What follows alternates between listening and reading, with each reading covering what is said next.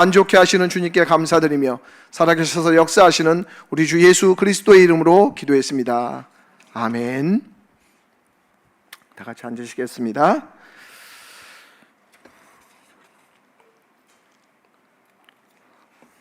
오늘 말씀의 제목은 결핍을 통한 하나님 나라라는 주제로 함께 말씀을 나누고자 합니다. 일전에 21세기는 3F의 시대라는 그러한 말을 제가 이렇게 듣게 되었는데요. 그 3F는 Feeling, Fiction, Female 이런 그 3F라고 나와 있어요. 혹시 PPT 제가 드렸는데 혹시 방송 쪽에서 한번 좀 열어주시겠어요? 네. 그래서 21세기는 이제 그 여성이 가지고 있는 그런 어떤 그 뭐랄까요? 탁월함? 그런 것들을 표현해 주는 그런 시대가 될 것이다. 그래서 여성이 가지고 있는 어떤 부드러움, 또 통합, 커뮤니케이션 능력, 그런 것들이 요구되는 시대다라는 이야기를 듣게 되었습니다. 오늘 말씀의 주인공들 또한 여성인데요. 우리가 이제 아브라함 스토리에 대한 얘기를 이제 쭉 나누게 될 텐데, 아브라함이 이제 왜 중요한지 제가 지난주에 말씀드렸죠. 그죠? 왜냐하면 아브라함은 믿음의 조상이고 또 그 믿음의 여정을 살아가기 때문에 우리가 믿음의 삶을 살아간다고 할 때 아브라함을 잘 관찰하고 추적하는 것은 굉장히 의미 있는 중요한 그러한 일이라는 것이죠. 우리가 지난 시간에 창세기 12장에서 기근 때문에 자칫 하나님의 그 약속이 궤도 이탈하는 그런 상황에 놓였던 것들을 우리는 살펴보았습니다. 떠남을 통해서 하나님의 나라가 위기를 겪게 되는 그러한 장면을 우리가 봤죠. 아브라함뿐만이 아니라 한 가정, 아브라함의 가정이 겪게 되는 그러한 두려움과 실책을 살펴보았습니다. 먼저 창세기 12장에서 하나님께서 아브라함에게 약속을 주셨죠. 너로 큰 민족이 되게 하고 복의 근원이 되겠다라는 어떤 놀라운 약속을 아브라함에게 주셨어요. 여러분, 우리가 이러한 약속을 하나님으로부터 받는다면 어떨까요? 굉장히 한편으로는 두렵기도 하고 또 긴장되고 어떤 면에서는 기대되는 그런 약속이 아닐 수가 없습니다. 그런데 이러한 약속이 시간이 지나면서 서서히 이제 약발이 떨어지게 되는 것이죠. 왜요? 그러한 약속이 좀 이렇게 잘 진행되어 가면 좋겠지만 어려움을 겪고 또 뭔가 이렇게 잘 풀어지지 않으면 그거 하나님께 주신 약속이 맞나? 라는 것에 대해서 회의하게 되고 의문을 갖게 되는 것이 인간의 심성입니다. 그렇게 하나님의 약속이 약발이 서서히 떨어질 때 하나님께서는 새로운 좀 더 구체적인 약속을 해 가시는 것을 볼 수가 있습니다. 그래서 우리가 읽진 않았지만 이 창세기 15장의 내용을 보면 하나님께서 다시 언약을 이 아브라함에게 행하시는 것들을 보게 되는 것이죠. 이 12장의 아브라함을 향한 하나님의 약속은 크게 두 가지였는데 하나는 땅이었고 하나는 자손에 관련된 내용이었습니다. 특별히 이 아브라함 이야기의 전개는 땅보다는 자손에 대한 언급이 많은 것들을 보게 돼요. 그래서 독자 이삭을 향한 그러한 이야기가 흘러가고 특별히 그 믿음장이라고 할 수가 있는 히브리서 11장의 내용 보면 자손에 대한 얘기, 이삭에 대한 얘기를 해나가고 있는 것들을 보게 된다는 것이죠. 그러니까 아브라함에게 있어서 뭐 땅도 있고 또 소유가 많으면 무엇입니까? 그게 어떤 의미가 있겠어요? 자손이 만약에 없다면 그렇겠죠, 그죠? 그래서 그런 측면에서 자손이 있다는 건 굉장히 중요한 그런 거라는 겁니다. 자손이 끊긴다는 것은 약속 자체가 좌초되는 그런 결과를 맞이하게 된다는 것이죠. 창세기 15장 2, 3절에 보면 약속이 지체되는 상황 속에서 아브라함이 이제 자식이 없으니까 다마스쿠스 엘리에셀이라는 그 종이 상속자가 될 것이라고 말합니다. 근데 이 말에는 하나님 약속에 대한 신뢰가 있는 표현이라기보다는 그냥 뭐 체념하고 그냥 그 종으로 그냥 자손 삼으면 될 것 같아요, 하나님. 어떤 하나님에 대한 별로 이렇게 기대 없는 그러한 그 표현임을 우리는 알게 되는 것이죠. 하나님께서 분명히 내 몸에서 난 자손을 하나님께 주시다고 그랬지만 아브라함은 이제 그것에 대해서 별로 신뢰하기 어려운 그런 상황에 놓이게 되는 것입니다. 오늘 우리가 살펴보는 이 창세기 16장 말씀은 15장과 17장 사이에 있어요. 근데 15장과 17장은 하나님에 대한 언약이 이제 등장하는 장이에요. 그런 가운데서 이 16장이 놓여 있다라는 것이죠. 그리고 그 언약이 위기에 놓여 있는 모습을 보여주고 있습니다. 근데 그 위기를 야기한 그 상황이 무엇이었냐면 바로 사레, 자기 아브라함의 아내였던 사레의 결핍이었다라는 것입니다. 여러분, 결핍은 있어야 할 것이 없거나 모자람을 의미하는 것이죠. 그래서 우리가 흔히 이제 하는 표현들이 이제 뭐 애정 결핍이라든지 무슨 비타민 결핍이라든지 이런 표현들, 뭐 영양 결핍, 주의력 결핍 이런 표현들을 이제 쓰지 않습니까? 보통은 있어야 되는데 없을 때 그것을 이제 결핍이라고 표현하는 것이죠. 어떤 결핍은 뭐 없어도 살아가는데 그냥 살만해요. 그렇죠? 근데 또 어떤 결핍은 정말 없으면 안 되는 그런 결핍들이 있어요. 우리의 정체성과 관련된.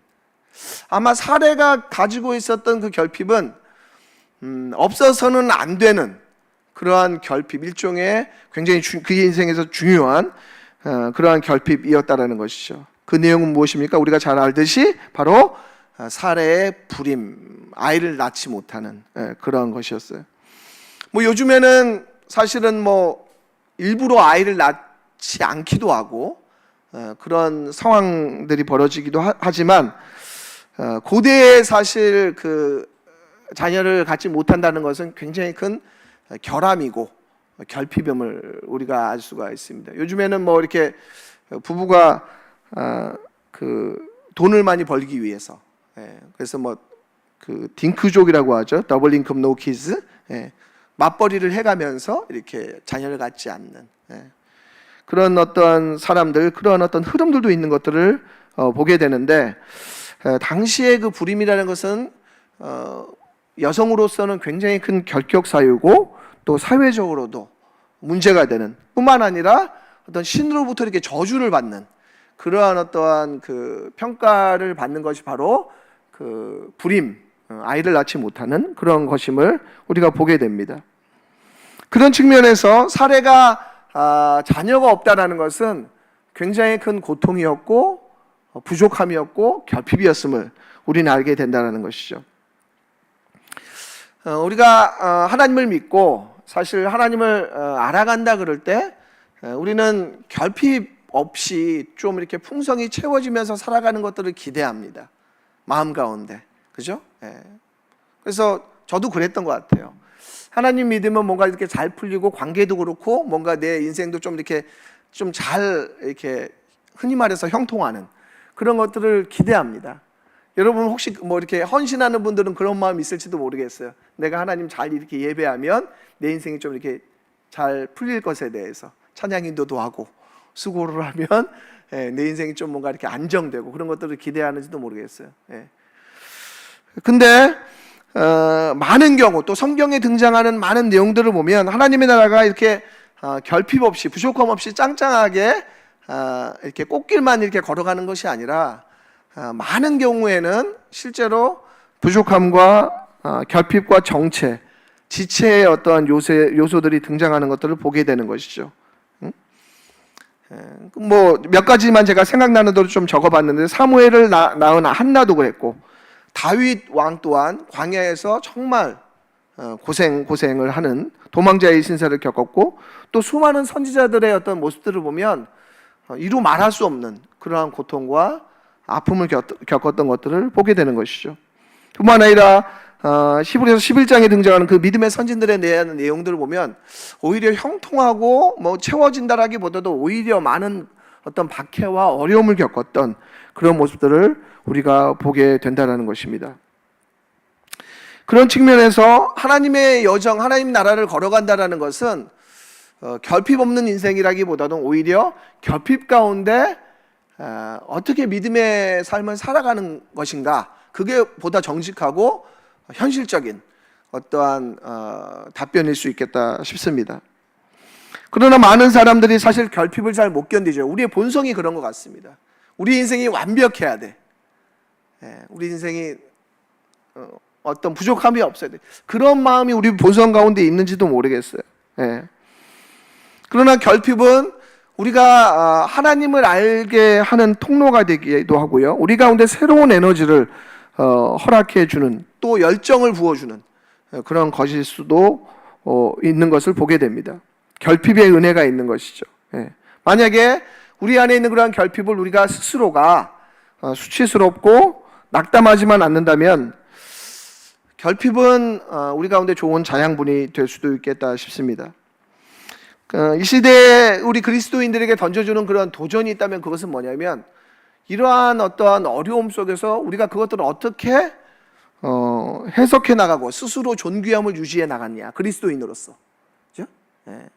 유지해 나가느냐가 우리에게 주는 도전일 수 있겠다 싶습니다. 이 불임이라는 결핍으로 인해 사례가 겪었을 마음고생은 이루 말할 수가 없었어요. 예. 사례는 남편인 아브라함을 통해서 자녀 출산에 대한 어떤 기대가 있었을지도 모르겠어요. 그렇죠? 아마 아브라함이 설득하지 않았겠어요. 사례에게 하나님의 뜻을 받들어 우리가 가나안 땅으로 가자. 예. 그리고 그 땅 가서 하나님께서 큰 민족을 이루게 하겠다 그랬을 때 나름대로의 어떤 장밋빛 그림을 생각했을지도 모르겠어요. 사례 또한. 예? 그러나 실제로 막상 시간이 가면서 그런 현상은 잘 일어나지 않았어요. 왜 자손이 이렇게 생기지도 않고 왜 자꾸 이 약속은 지체될까? 근데 오늘 말씀 보니까 그 시간이 몇 년이래요? 얼마나 됐다 그러죠? 10년이요, 10년. 10년. 여러분 한번 상상해 보세요. 10년. 여러분 한 기도를 가지고 한 10년 동안 기도한 거 있으세요? 10년 동안? 우리가 보통 글쎄요, 한 1년 정도 기도하다가 그거 응답 안 되면 어떻게 할까요? 그냥 기도하기 싫죠? 그럴 것 같아요. 근데 10년 동안 했는데 응답이 없어. 그러면 이제 그 믿겠어요? 그 약속을? 하나님께서 뻥치셨구나. 아니면 내가 뭔가 잘못 들었나? 내가 오해했나? 뭐 이런 어떤 의구심이 들게 된다라는 것이죠. 그래서 오늘 말씀 2절에 보니까 사례가 아브라함에게 남편에게 뭐라고 얘기했냐면 여호와께서 내 출산을 허락하지 아니하셨으니 라고 말씀하고 있습니다. 이것은 어떤 의미입니까? 어떤 하나님에 대한 원망함이 있는 거예요. 하나님께서 내 출산을 허락하지 아니하셨으니 이제 뭔가 다른 우리가 좀 계획을 해야 되지 않겠어요? 이렇게 지금 남편에게 얘기하고 있는 것입니다. 예. 하나님을 향한 섭섭함, 아쉬움의 마음이 이 사례의 마음을 지배하고 있는 것이죠. 예. 여러분 우리가 무엇을 기대할 때 그것이 지체될 때 그러면 우리는 쉽게 낙심하게 되고 또 소진하게 됩니다. 예.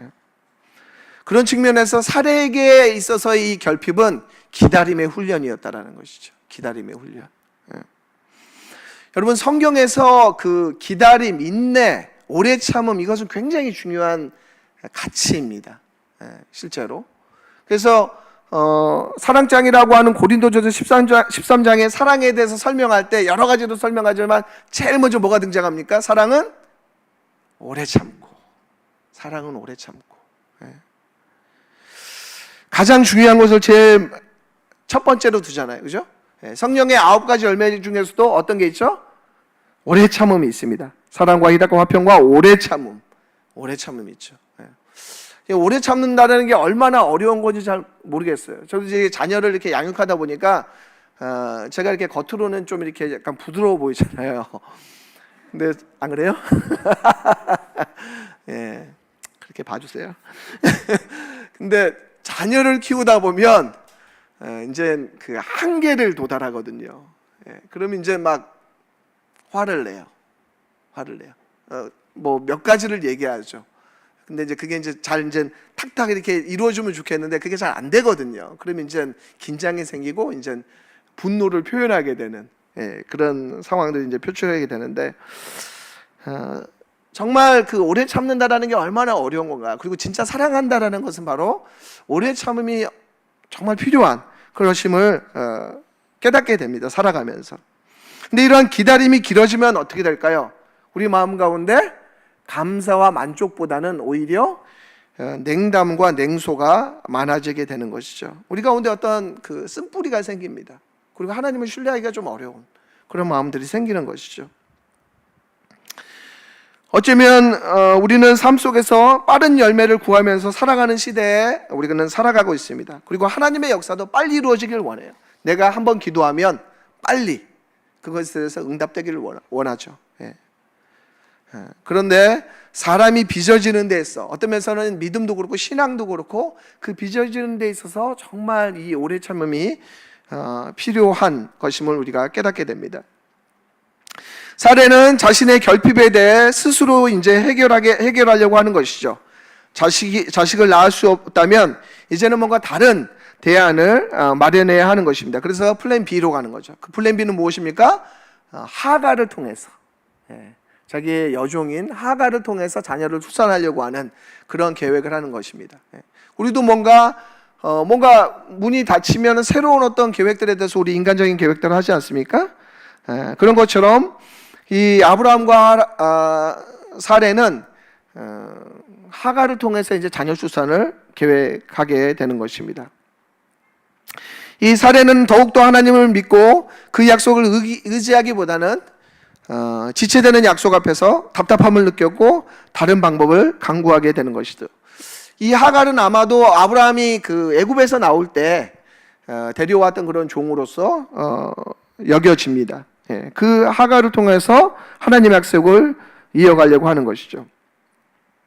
사레는 자기 안에 있는 막연함과 답답함을 뒤로하고 좀 더 인내하지 못하고 약속의 후손을 하갈을 통해서 얻고자 하는 것입니다. 오늘 말씀 보니까 아브라함도 그러한 사례의 제안에 대해서 그냥 받아들이는 것이죠. 아브라함의 특징이 뭡니까? 회피하는 성향이잖아요. 그죠? 자기의 아내 뒤에서 숨어서 지지난주에 그런 말씀을 통해서 알 수 있었듯이 그렇게 숨어서 회피하는 성향이 있는데 오늘 본문에서도 보면은 사례의 그런 요구에 대해서 그대로 그냥 수용하는 하나님 앞에 그 뜻을 묻거나 기도하거나 그랬다는 흔적이 없이 그렇게 나아가는 것들을 보게 됩니다. 이러한 사례와 아브라함의 실수가 장차 이어지는 비극의 전조가 되는 것이죠. 여러분 우리 또한 우리 안에 있던 여러 가지 결핍이 있을 때 그것을 하나님 앞에 가지고 나아가고 씨름하기보다는 오히려 그 충동을 우리 스스로 해결하려고 하는 그러한 성향들이 참 많은 것들을 보게 됩니다. 그것은 왜냐하면 우리 가운데 어떤 통제 욕구가 있기 때문에 그렇죠. 내가 뭔 것을 이렇게 해결하려고 하는 그런 통제 욕구가 우리 가운데 있습니다. 왜냐하면 자기 통제에서 벗어난 일들을 우리가 힘들어하기 때문에 그러는 것이죠. 인간적으로 해결하려고 합니다. 메꾸려고 하는 것이죠. 그죠? 오늘 본문에서 보면 사라도 그러한 선택을 하고 있는 것을 보게 됩니다. 하갈의 임신을 통해서 어쩌면 결핍의 문제가 해소되고 해결되는 것 같지만 새로운 긴장이 오히려 나오는 그러한 모습을 우리가 보게 되는데 오늘 말씀 보니까 4절과 5절의 그 내용이 나와요. 우리 4절 말씀을 같이 한번 읽어볼까요? 4절 말씀 함께 읽겠습니다. 시작. 아브라함이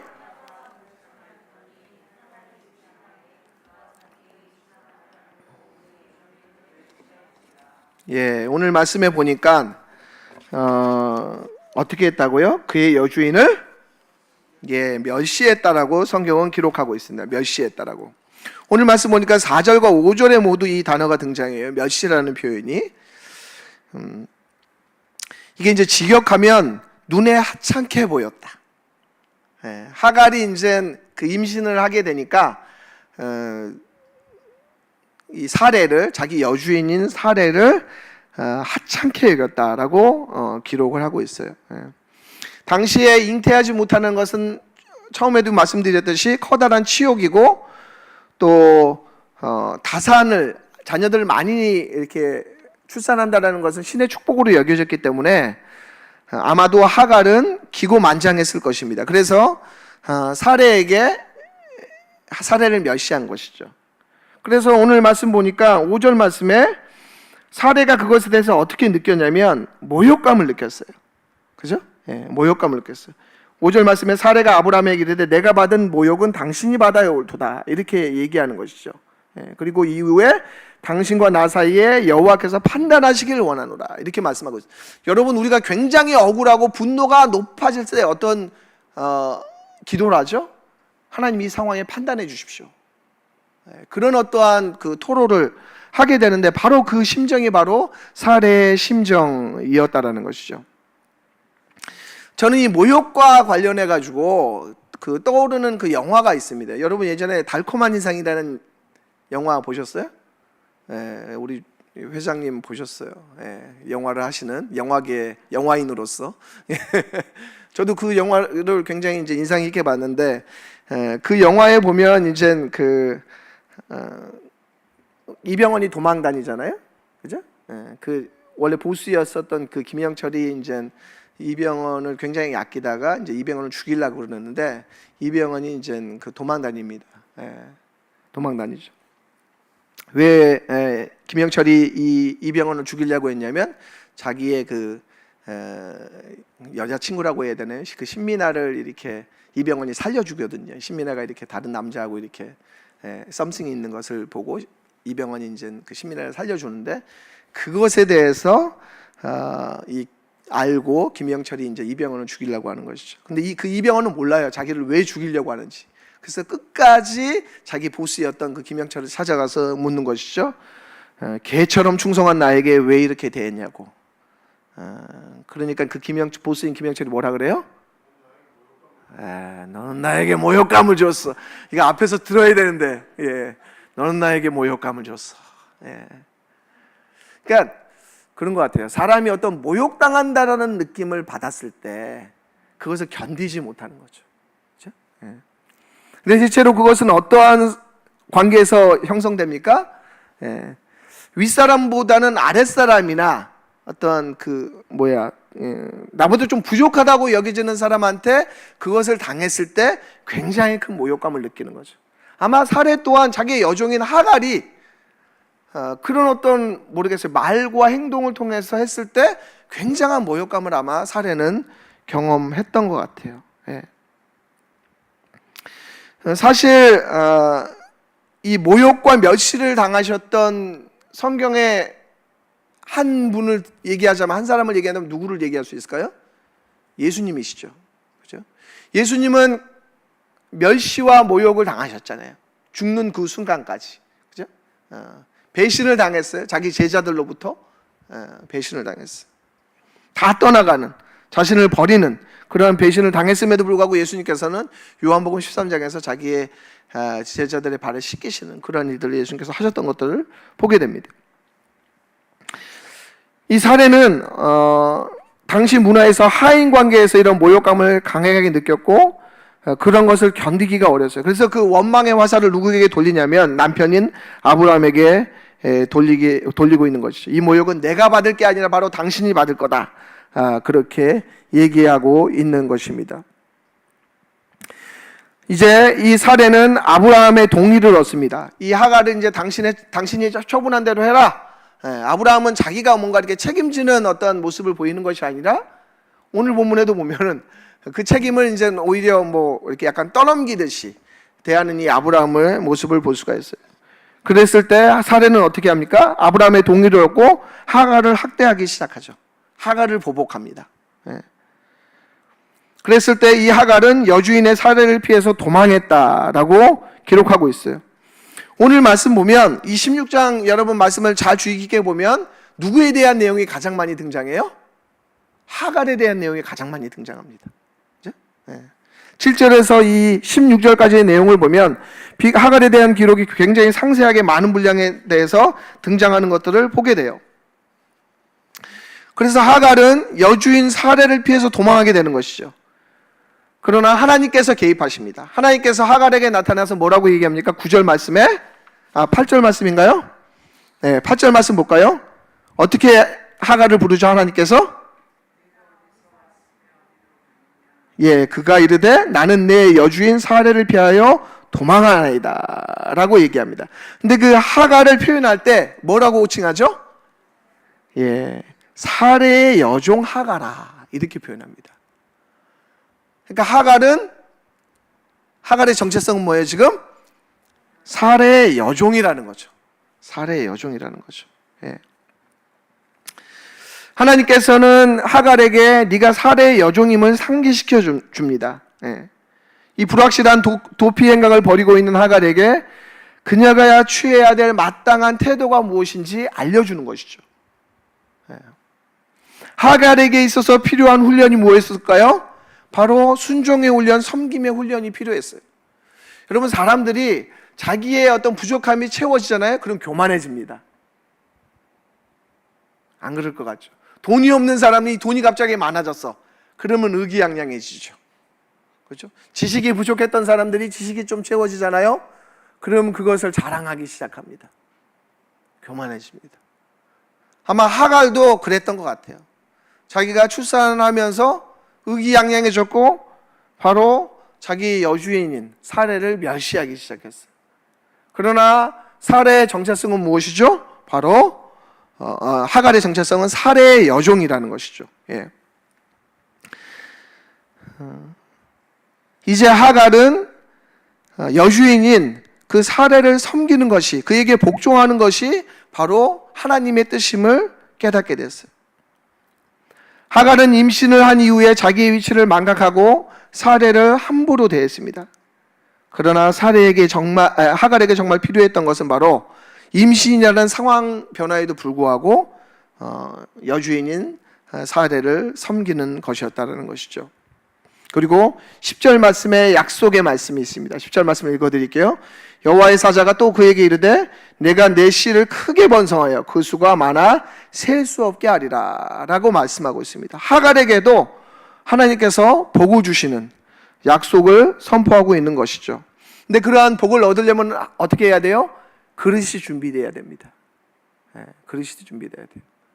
여러분, 이 시대에는 어떤 훈련이라는 것에 대해서 약간 거부하는 그런 마음이 들지도 모르겠어요. 훈련하는 것들 별로 안 좋아하죠.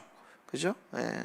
그러나 우리가 하나님의 복을 받기 위해서는 준비된 그릇이 되어야 되는데, 그것은 거저 주어지는 것이 아니라 우리가 마땅히 훈련되어질 때 주어진다는 것이죠. 자존심을 꺾는 훈련, 상처를 감내하는 훈련, 말씀과 기도의 훈련, 순종의 훈련이 필요하다라는 것입니다. 그러한 훈련으로 빚어질 때, 우리의 성품이 빚어질 때 우리는 하나님 앞에 쓰임받는 그러한 자로서 온전히 준비된다는 것이죠.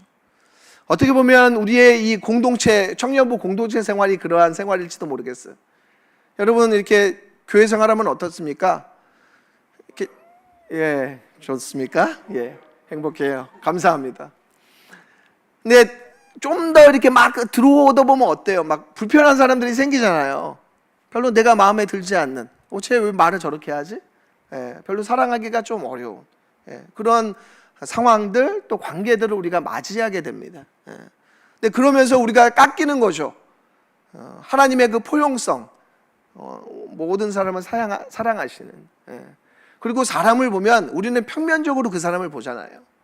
근데 사실 그 사람의 역사를 보면 이해가 돼요. 그죠?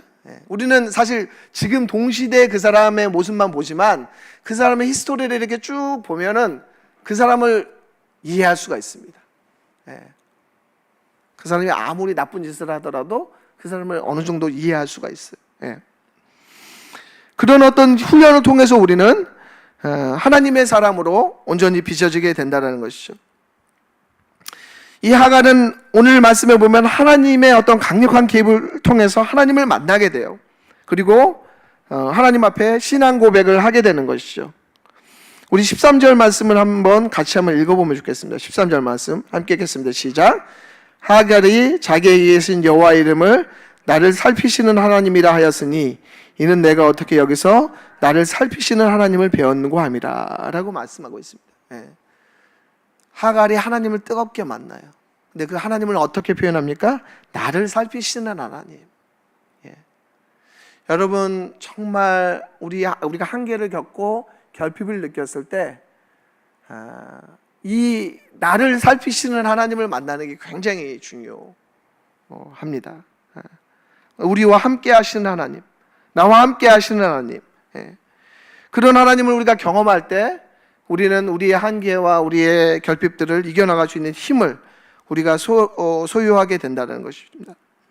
하나님께서는 고통을 들으시는 그러한 분이세요. 그래서 아들을 낳았는데 그 아들의 이름이 뭐라고요? 이스마엘. 근데 그 이스마엘의 뜻이 뭡니까? 하나님이 들으심이라는 뜻입니다. 하나님의 들으심.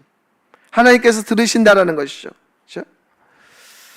저는 제가 주님의 일을 하면서 여러 가지 어려움들을 겪었을 때 그 고통과 여러 가지 것들을 하나님 앞에 기도할 때 제가 받았던 어떤 응답 중에 하나는 뭐였냐면 하나님께서 다 그걸 보고 계신다라는 것이죠.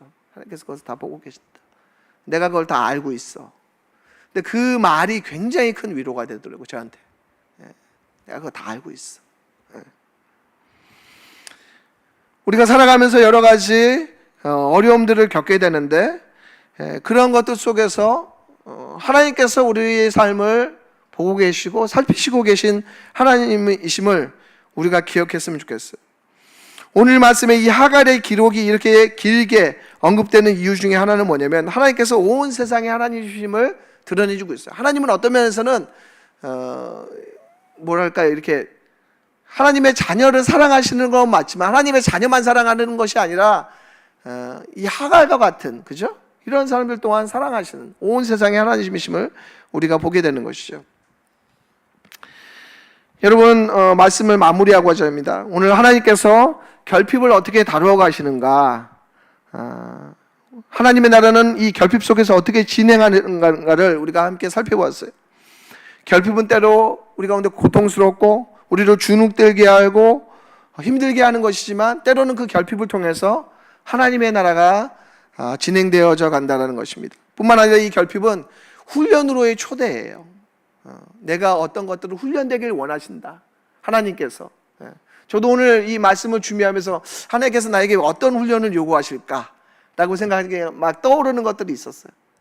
이런 상황 가운데서 하나님께서 나에게 기다릴 것에 대해서 또 훈련할 것에 대해서 요구하시는 그러한 초대임을 제가 배우게 되었어요.